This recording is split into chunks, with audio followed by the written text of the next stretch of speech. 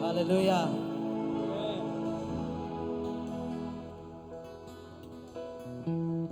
Tuhan hunpang biahi.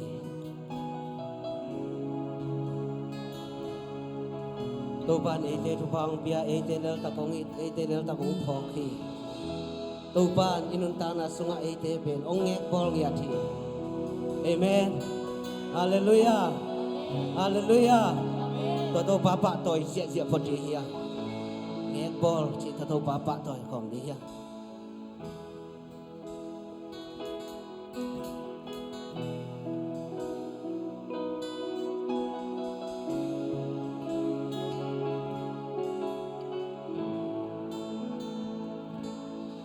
Làm tôi nâng cùng biahi nung sim khen pel to nâng cùng biahi thì phát na leo to nâng lung kim a thì phát na leo to nung mai ta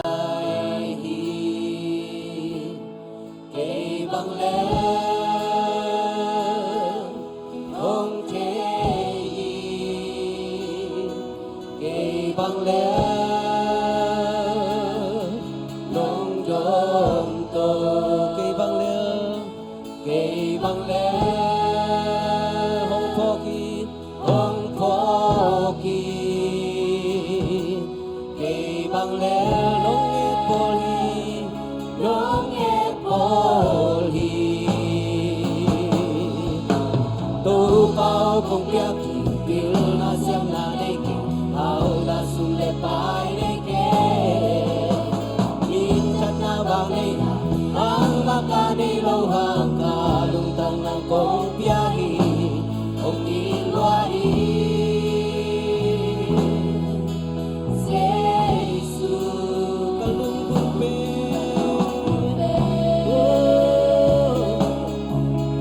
Yesu sule pai de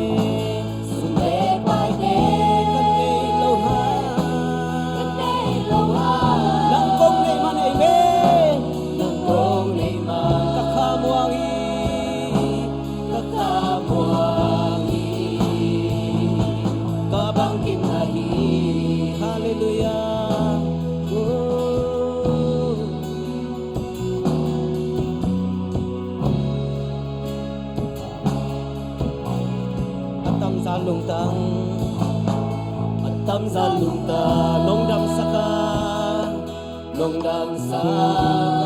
abul nun tanga long lo suak sa amenong sam na ote nong sa de na amen nong sa de na kakitui malte nong chiap te sa nong chap te ei bang le long ito pahi amen ei bang le o to pa amen ei bang le hong dom to hallelujah ei bang le hong che oki ei bang le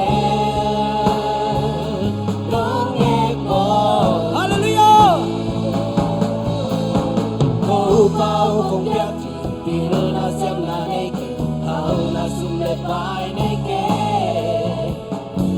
chân na bang nei na bang na ka nei lo hang ka lung tang nang kong piahi hong i amen hallelujah Yesu ke nong i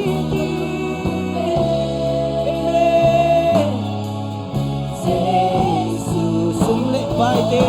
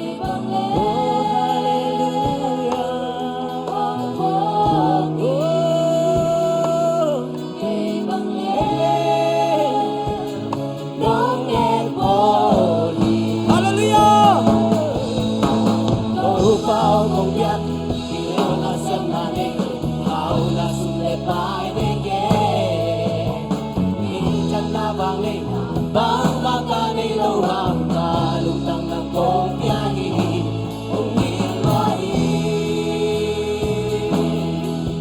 si Jesus kalungkupe si Jesus sumlepay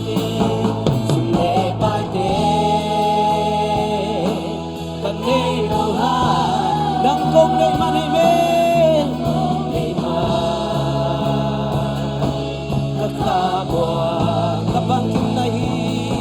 kabangin nahi kunde lam tui nang kong biyahe nung simkem theo to ikut siang to te lam to ni amen hallelujah panalel to tu pa lung kim hi nang panalel to pa nung mai tai hi hallelujah wow praise the Lord nung mai tai hi kay bang le hong che ni kay bang le nung dong to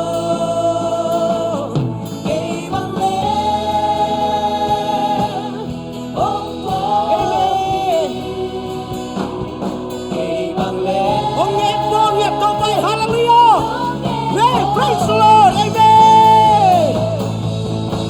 Upao kong tiyan, ilo na siyang nanig, upao na sumlepay leke. Minsan na bangay, bang makaniluhang kalutang ng kong biyahe, kong ilwai sa isuokin hong iti. Kalungkulpen sa isunang nahi, amen.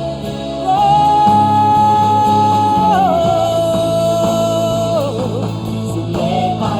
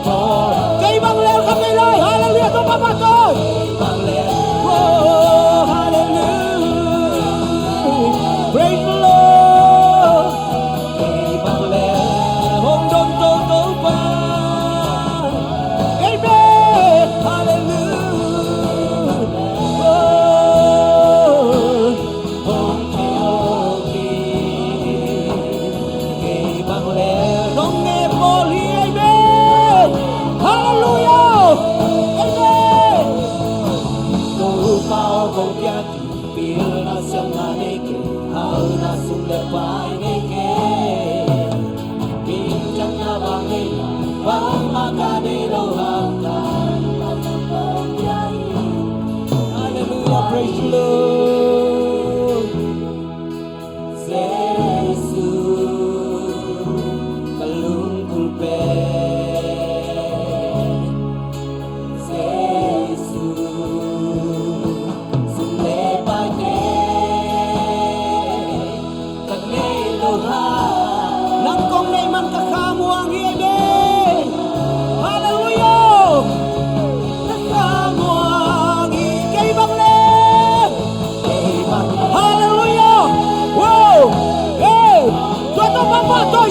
praise the Lord.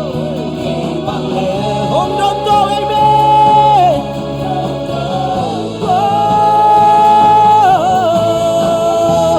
hallelujah. Amen.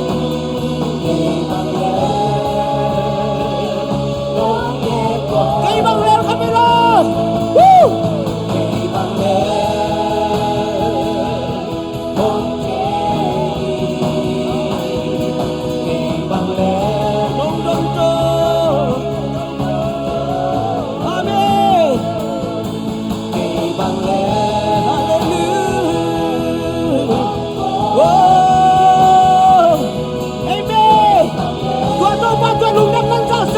Piang-piang na ini hiya.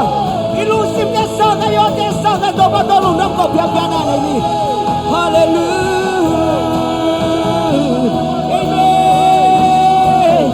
Oh, hallelujah. Hallelujah. Amen. Patulong na ko, piang-piang na ini hiya. Amen. Ibang lalong ngepol daw pahi. Oh, ibang lalong kong tiyagi. Ibang lalong mong ganto. Ibang lalong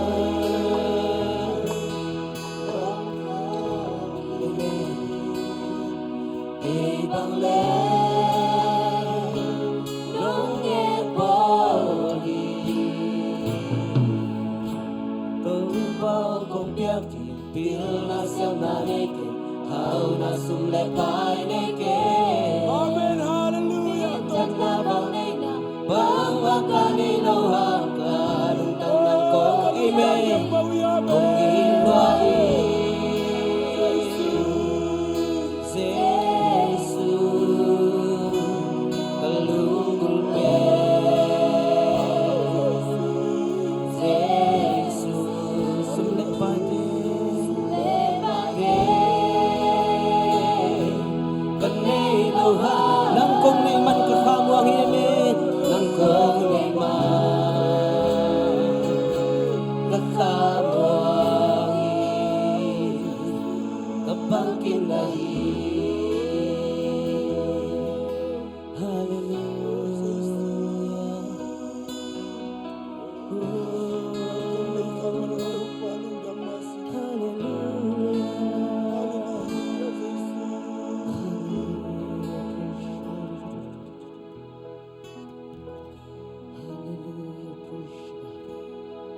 Hallelujah.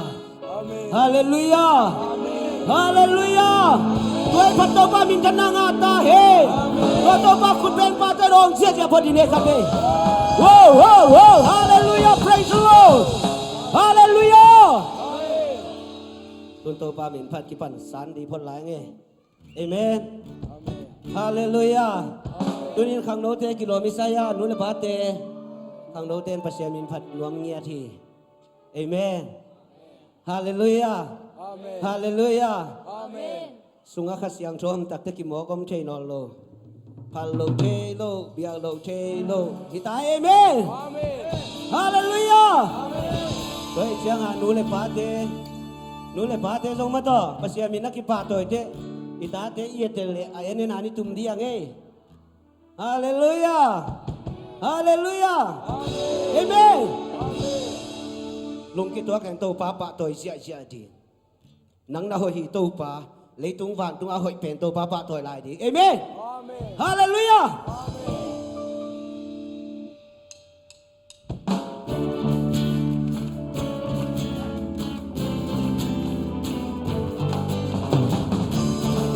angai dei bebel ku ben sia sia di na hoi hi to pa na happy na ki to tu amen na hoi hi to pa na happy na ki to tu kami layo nang hoi to pa na hoi hi to pa na happy na ki to tu kami layo nang hoi to pa na hoi hi to pa na happy na ki to tu lam kempe pani ni kempe dei tangkan ki sop to wi na ho pia hallelujah hallelujah na ho pia ai kina ba na ho pia na ho pia hallelujah hallelujah na ho pia ai kina ba na ho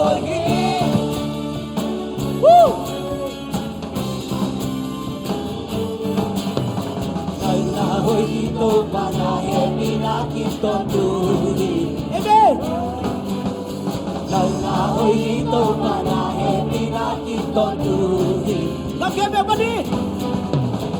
kempe pani ni kempe dei tangkan ki sop to wi na ho pia amen hallelujah hallelujah na ho pia de kina ba na ho pia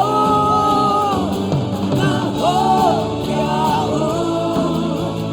hallelujah hallelujah na ho pia de kina ba na ho kun de salam itu papa to kun ben saja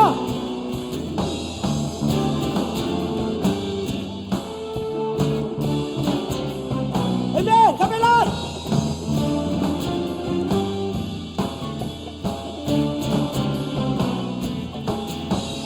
na hoi hi aton tu amen aton tu na hoi hi aton tu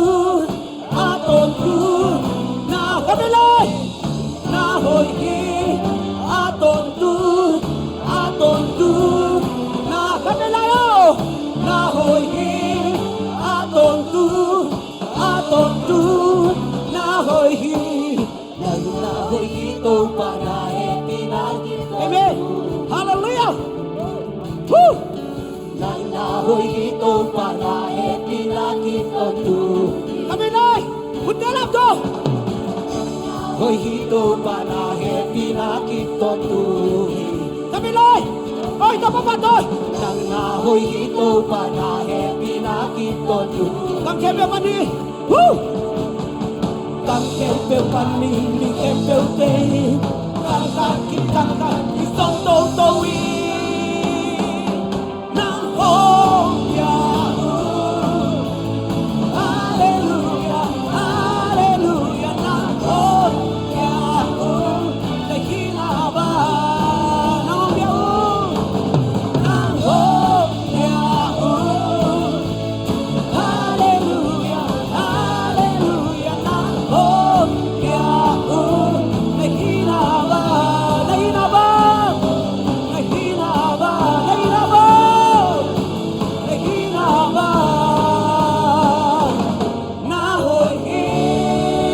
hallelujah to ba ku be ba to sia sia be kumpi dong te to ba to lagi come on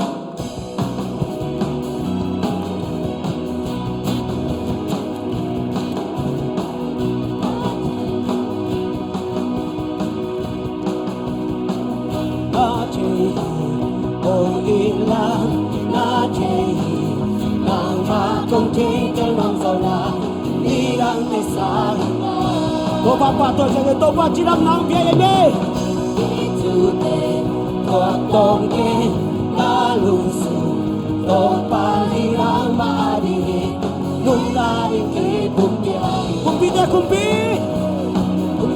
te kumpi lunggul khan nei hallelujah ôm ni be mahi to ôm con ni be ki come on woo woo woo woo Jesu ta ta bung ya pa na hey hey hey hey Ako tuwing kapanakipil ng kong piyahin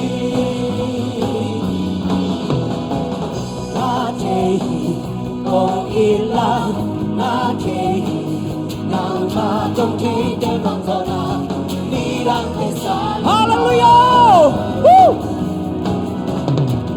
Itute kotong ke kalungsu Topan hinang maari Nung tarik kipumpiay kumpi te kumpi amen Kumpi lungguhan nei Nang toong ni Mahi Nang toong kami Behi 1 2 3 go Jesus kakakong kapana hey hallelujah Ako tuwing kapanakipil ng pumpiyahin Jesus ka ka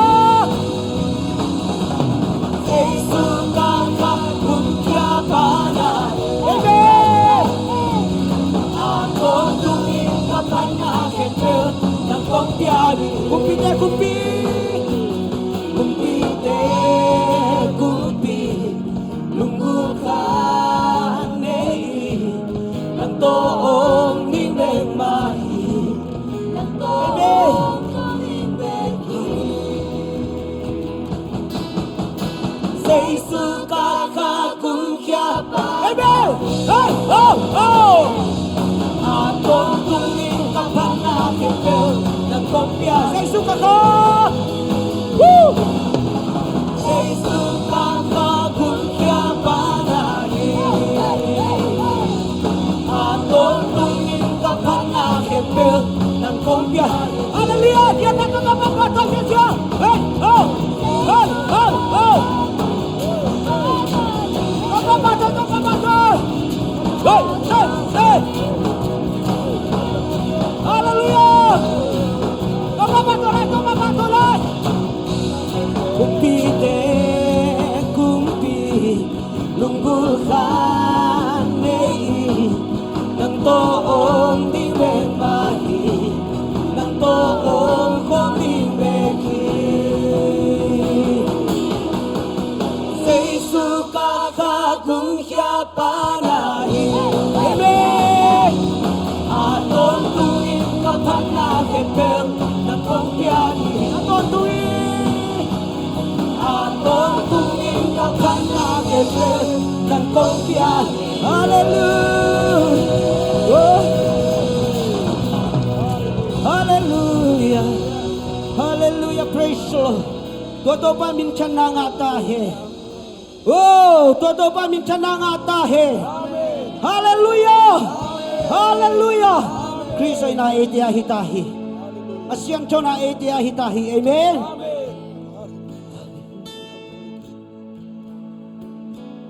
Kristo'y nakayahita Asyang chona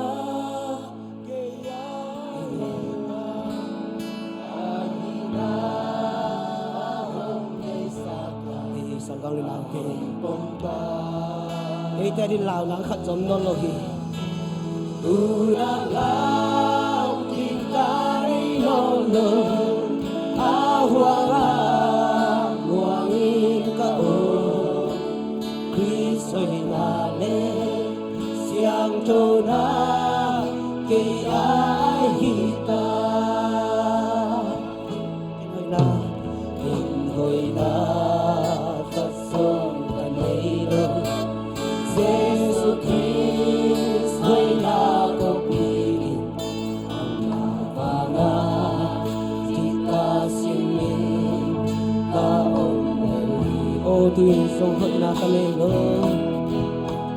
ô tuyên sông kahina sông Michel kahina sông Michel kahi Chris pa siang to Chris pa hoi kahi oh Chris ay nakiaitan Chris ay nakiaitan oh siang to nakiaitan amen kiahi hallelujah amen to palung damuhe oh Tunalau di kari lolo awangan buangin kau Krisay dalen siang tuna kayahin kay mama kakitiyangin kay mama kakitiyangin siang tuna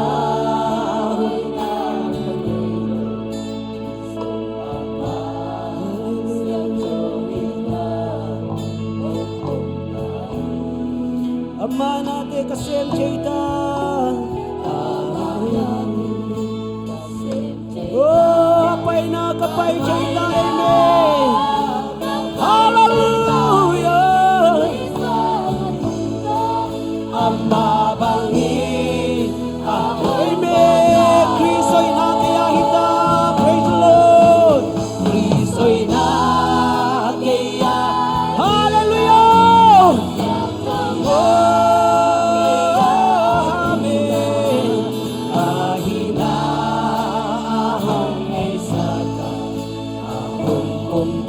Tuna laudin neke hallelujah wow ang panang ito panang hanggasin amen Kristo'y nalen siyang tuna kaya ay hita kay mama kakityangin kay mama kakityangin siang tuna hoy na kanelo ama siang tuna me oh ama natin kasing cita Krishna apay na kapay cita yeme oh tuhoy to mama toy dihiyan ama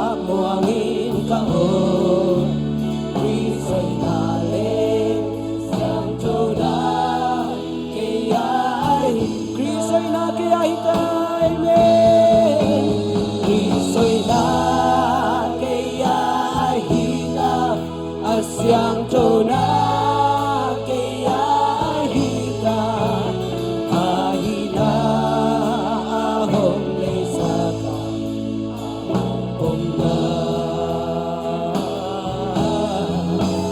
tulala oh hallelujah ito pa naranggas ito pa Kristo'y nalen siya Tuwa pa tulundang ko nakapene lagi yang oh hallelujah to pa lundang mo kay to pa oh nang pinati halundang mo to pa nang hangin to pa ko siyak chow na kang auhito pa oh tiklo pitik nong tang sakito pa oh nang hangin na to pa kanan niya to dang so hito pa oh hallelujah to ito pa nang pinahang bepeki oh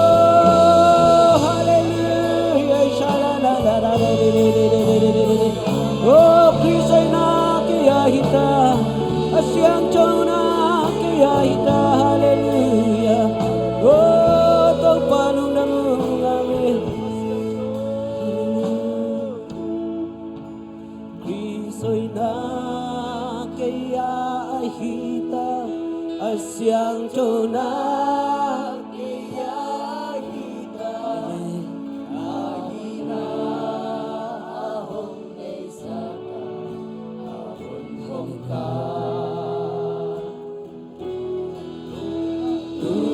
Tulalaw din kanay nolo awang wangin kaon Kristo'y nale siyang tunay kay ay hita Sanggamte tuni na Chris hoy na hangin na hilay taka ama betay dingin topa inung ta na hoy sa kahi man na ipasyan hoy na yadin hoy ma yadin na ay hoy mama pasyan hiya den nuam takina ibiyak pasyan ibiyak bugsunga ibiyak lay takina isyapa te laka ong kero thay nailo hi manina ama ading pokin nakpitan tunget sak nuamiyang ipasyan na itengen nate ong buwak-suwak saklawa tuni chiang dong ipasyan itumi tao nate ong dong lai hi hallelujah tuay man tuni sanggam te ipasyan kia nga siapa ading na malang takina biak buksiyang daw sunga ama nasep te azom biak nina to pandam nang piak sak nina siapa din tum sang nuam lai yang tuay bek tam na gay man na kol gama misyan na paihihi kai to nga ding zong nakpitan tunget sang ni pasyan ini porpi chupa pian senawang nila iporpi manin pasyan na sa nalian tampitang mulai di hihang iporpi sunga damlo tuam te pasyan kaya nga chumina tao sak lai niyang ipokang lo amsak nanay te to pa kaya nga chum sak nuami manila tunina ibek pilong sim kaya kanina to pa kaya nga chum kom nanay kom ni oh hallelujah amen to pa oh hallelujah to pa na pagyan sak ni to pa lusang nanay na pagyan kaya natin to pa oh hallelujah amen hallelujah oh tunin to pa bisan kong netwag na kita mabiyag kaya na kong na iway oh kasya pa mamaw to pa sahan to na ilo wahiman nila Jason ng maliang mahangin to pa tunin na dam siyang doon to pa main ipitak siya na hilay mo na to pa ng maminong patoy na Jason ang mato pa naliyang mahangag ng odam na mato ang kitchen sangbiatan hallelujah amen oh hallelujah oh nang maulian sangway to pa tunin na to pa siya pa ng matupang piyak sa kanila oh nang mawanglan na to pang tuwam sa kanila to pa natapa to pa masiyan ng manto pa oh pita sungnuyong to pa alum na pa rin to pa masiyan ng manto pa dam na piyana oh sinte daw so mabagin to pa tunin na kasya pa wani ng manto pa dam na nung piyak saka oh atute ma to pa masiyan ka na bang zo na Jason ang makuswa at tangin khatbay na ipinakong sa kuhi oh vanglian pabasian lungdam ngay to patuloy na kaitong nang mansupanong piyak saka oh kol gama to pa nang maadin to pa karso ng malay takina oh nang mavalan na nang makata kisamahi manin Jason ng mahana Jason ng mazona to na pang tuwam saktain oh to pa natapa ng manumwibon sa kinla nang man to pa lochin ng piyak sak ngiyatain tunin na tatin to pa nang mamay biyak piyan na kong luwi na sungwa to pa porpis nga to pa ong kel khalo damlaw na tuam bai tuam na ikan bezai sumin tupa ka piyaw he nang man to pa mau te nang man tupa ang piyak sakin la amaw bai ken to pa nang man ong zo ping yatain o pabasen to bersan porso to pa green card via ki parin o citizenship bai tuam te invilo via ki parin to pa bai tuam ken bezai su nang maliam mahangle o nang mazona to pa vek pin tuiswakin kangariu hampan nang ngaring kaman namin kong patoy ngaru hi tau balung damungay biak pian ahite sunga tau panuam tang rut pi mak bangin kanai lai hun levai kempe wanang manang kitwa pinla namin tan natong tua maturin tau pa alam dang tagin nang masa taon na nang maompi na nung nga sa din longgol na long sim kitwa kan Jesu namin sa rason na kusong kya binay pagkongen tau pa pasian amen itut ki main guay ena idin samai na kilen ngai nuam hang ma to turina nang kong mu khak man na ang tang ma maing chit ive ikim pa ma tel len ngan ne turin nang kong mu khak man lung nam ang tang nge turin nang kong mu khak man ang tang ma mai nge to ban pang pie no